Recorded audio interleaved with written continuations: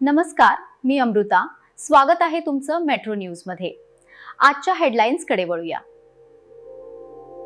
सोलापूर महानगरपालिकेच्या स्थायी समिती सभापती पदासाठी आज उमेदवारी अर्ज दाखल करण्याची वेळ सकाळी 11 ते 1:30 अशी निश्चित करण्यात आली होती.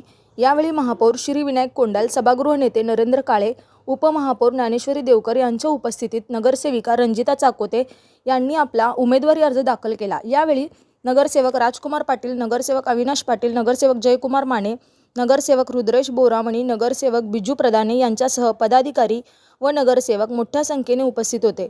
यावेळी महापौर श्री विनायक कोंडाल यांनी नगरसेविका रंजिता चाकोते यांचा पुष्पगुच्छ देऊन पुढील वाटचालीस शुभेच्छा दिल्या.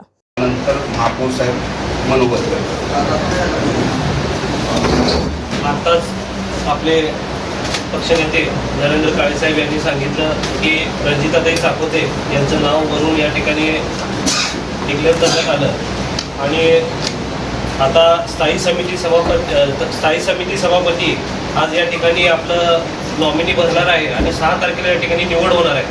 6 तारखेला निवड झाल्यानंतरनं तिथून आपले बजेटची प्रक्रिया या ठिकाणी चालू होणार आहे आणि 15 तारखेपर्यंत स्थायीचं या ठिकाणी बजेट होणार आहे. तिथून 31 तारखेला आपलं मनपाचं बजेट होणार आहे.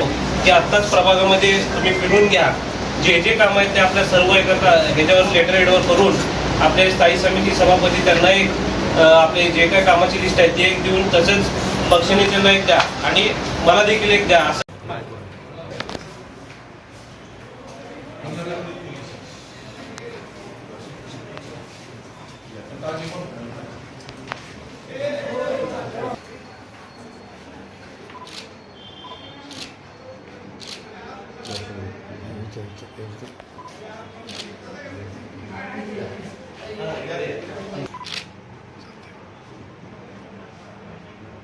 साहेब थोडंसं पुढे राजकुमार दादा, अविनाश दादा पण उभारले.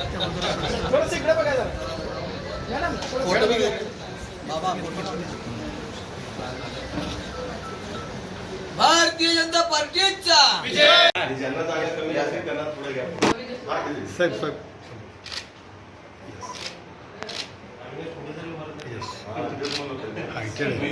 यूट्यूब चॅनलला लाईक, सबस्क्राईब आणि फॉलो करायला विसरू नका.